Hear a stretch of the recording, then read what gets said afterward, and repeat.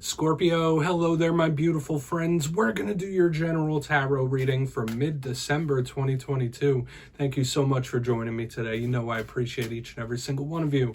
So let's get right down to business, as always, and start you off with an oracle card here, just so we could dip our toes into energy and see what's going on for my lovely Scorpios out there. Let's shuffle it up, my guides. What do we got for the Scorpio collective here? And yeah, we're just going to look at this first card real quick, then we'll get into the full reading itself. And at the very end, I'll pull you a bonus card from the Shadowland Tarot, just to see what might be in the shadows or what shadow work you can lean in on, which is always interesting. But let's get it going here. What's popping for Scorpio, please, my guides and spirit team? All right, the deck's being a little specific now. It's all good. And just as I say it, it pops out. Yeah, this is big water sign energy. Big etheric energy, and it doesn't surprise me. It might have even showed up for you last week, but I feel like I've been seeing this card more and more for a lot of different signs. Like this girl with that background, she looks like she's snoozing a little bit. Before we fully get into that, though, there's a lot of layers there. If you're new here, I'll be speaking about the December subscriber surprise towards the end, so you might want to check that out. Also, if you could kindly illuminate that like button by tapping it right on its third eye, you know I'd greatly appreciate it, my friends. But into the reading, enough of the promo. Have a little look at this lovely lady here. So it looks like she's sitting on a wedge. Her eyes are closed. She's possibly journaling as well. There's a book in her lap. But when I see this, it just gives me those sleepy, etheric types of energies. In this time, make sure you're getting proper rest, relaxation. That could be huge. But to me, this is water sign type of energy, that creative depth type of energy. So in this time, you might want to express yourself through various different ways. That's always very healthy for water signs to do. Feeling things so deeply that you need to put it out into the world and express yourself could be very important. I would always say with this card, you might have some interesting dreams that you should journal down with a card like this, and make sure you're getting proper rest. There are little undertones here of communication, especially since she's writing something, but let's get into tarot. I always say that card doesn't make or break the reading. It's just a footnote.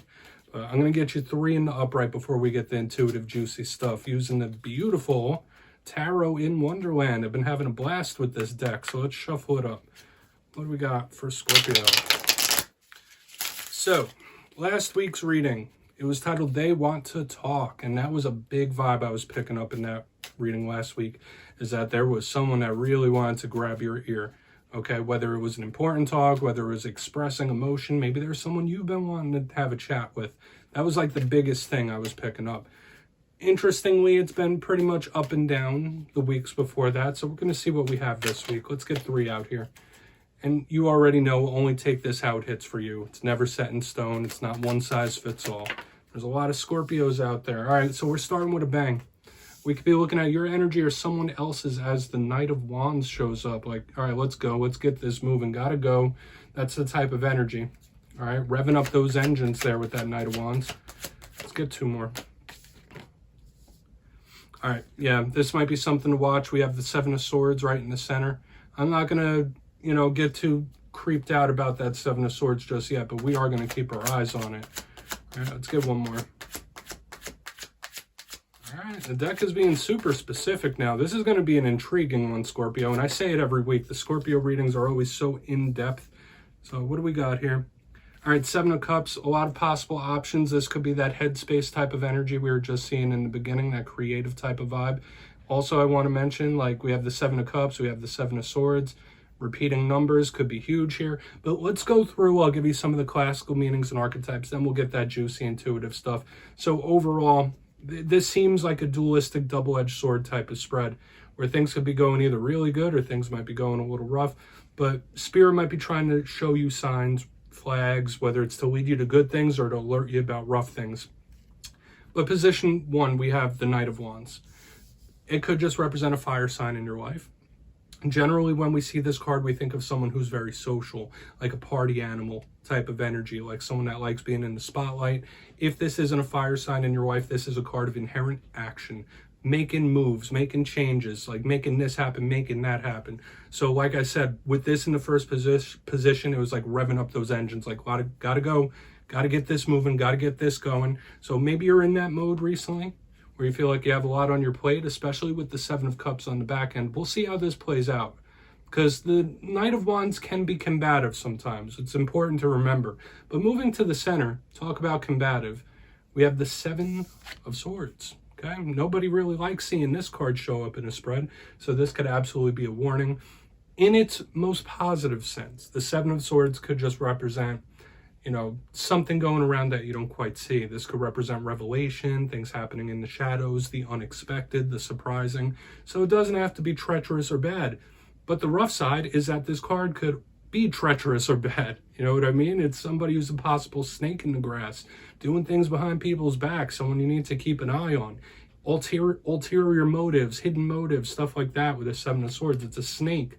So we really want to clarify that to see if it's a warning. Now, moving to the back end, we have the Seven of Cups. To me, this is a big card of options, paths. There could be a lot of directions you could go. There could be a lot of moves that you could make, a lot of choices at play. But another big thing with this card is that it links back in with this card right here, the etheric, daydreamy type of energy. Because when I get the Seven of Cups, it's one of my bigger cards of daydreaming, right? So your mind could be very active, lost in the sauce a little bit when this card shows up. So it's something going on in the headspace, in the realm of thought. So we really want to clarify that and see what it's about. Yeah, Scorpio, we got another interesting one on our hands. Let's put that down and we're going to dive deeper. Let's jump in and clarify. Okay, so let's get a good shuffle here for my Scorpios, please. Let's see what's going on, my guides. What's going on with Scorpio? And yes, my friends, this is where I go intuitive with the message, which means I just tell you how it feels to me. So feel free to do further research or rely on your base knowledge of tarot, because as you know, every single reading is about the reader's interpretation, and I'm just giving you mine. Let's see what's up with that Knight of Wands.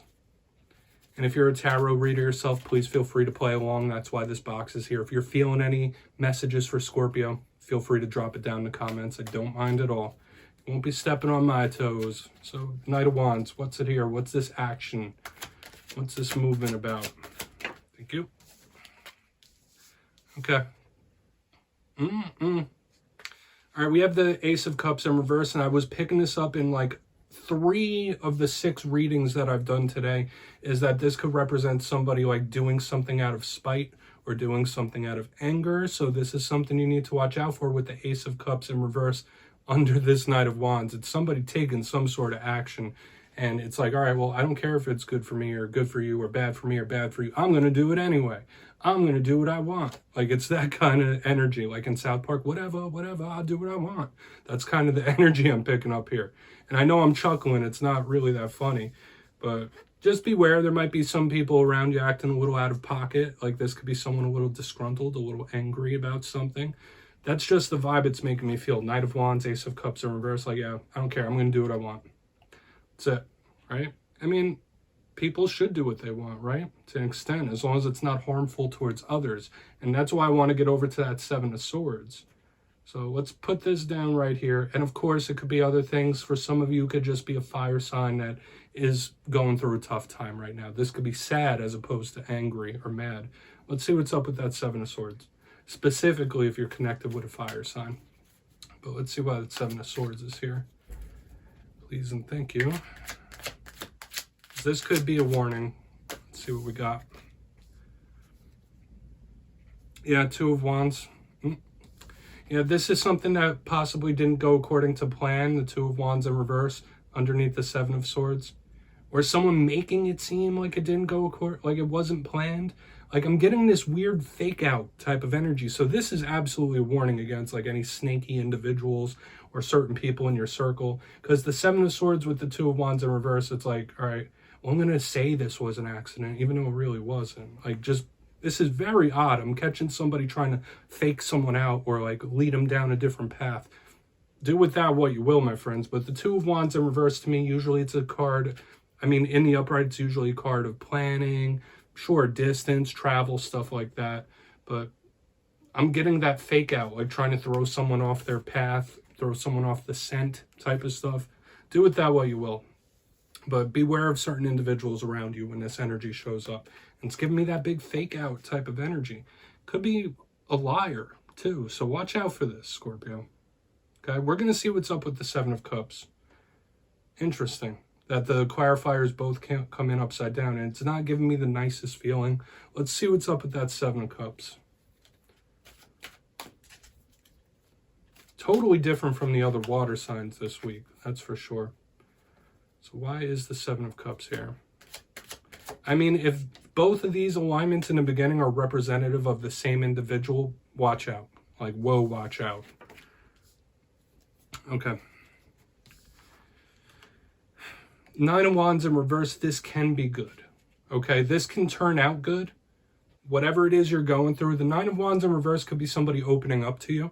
So just in this time, know that like somebody, all the stuff I was saying does still stand, but like you'll know in the end anyway. That's the type of vibe I'm picking up here. Like if there is someone being snaky, if there is somebody doing this or doing that or being spiteful or whatever it might be, either you already know or you're going to know in the end. And I'm feeling, I don't say this feels like amends on the back end, but it feels everything's going to be fine for you. That's the big vibe I'm picking up here. Like you're always going to have the different options. You're always going to have the different paths, regardless of what these feel. It makes it feel like whatever stuff is going on here is like unnecessary. Like, why do you got to do that? Why are you doing that? Like, there's no point. Okay, that's the vibe I'm just picking up here. And that's what's channeling through me, so I'm going to give it to you. But I do feel like in the end, everything will be fine. You'll be okay. And someone could open up to you, whether to apologize or tell you the truth about something. That could absolutely be it, especially with what we've been seeing the past couple of weeks. Like last week's reading, they want to talk. The week before that, they messed up. It's kind of like we're seeing a culmination of this whole story arc in this week's spread. So let's go through and do a quick little recap, then I'll get you a shadow card. In position number one, we have the Knight of Wands with the Ace of Cups in reverse. That's where I made that interesting little link to South Park where this person's like, whatever, I'll do what I want. So it was also giving me the vibe of somebody like possibly being a little spiteful, or they know something's not good for them, but they do it anyway type of stuff, like going against the grain on purpose. In the center, we have the Seven of Swords with the Two of Wands in reverse. Yeah, and I was getting that like pump fake, like somebody possibly trying to like deceive in some sort of way, or just being a little snaky, making it seem like it was an accident, but it was really planned. That's what I was picking up mostly. So do with that what you will. However, when we get to the back end, it doesn't matter. It feels like everything will come to light regardless. We have the Seven of Cups with the Nine of Wands in reverse, and I do feel like somebody possibly approaching you, wanting to get something off their chest, opening up here. So whether it is apologies, whether it is confessions, that could be it here on the back end. But there could be like an interesting heart-to-heart happening with the way this flows. So Scorpio, please take a screenshot. This is a very layered reading this week. I'm going to get you one shadow card. And if it didn't hit for you, it's all good, my friends. You could, check your other alignments, right? I always say I'm a Scorpio moon. This one doesn't quite hit for me. It's all good though, right? It's not just for me. Let's see what's going on with Scorpio. And see what's in the shadows. And yeah, I like using the Shadowland Tarot deck in every reading because I'm a Scorpio moon, damn it. So let's see what's in the shadows for you. Let's see what's in the shadows for Scorpio. Thank you.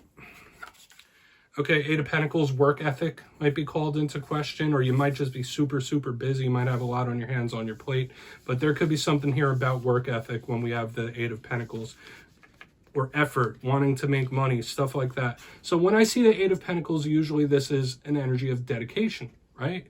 Like somebody focused on something, focused to get something they want to achieve. So there may have been times in the past where you've given up on something a little too early that you might want to revisit here.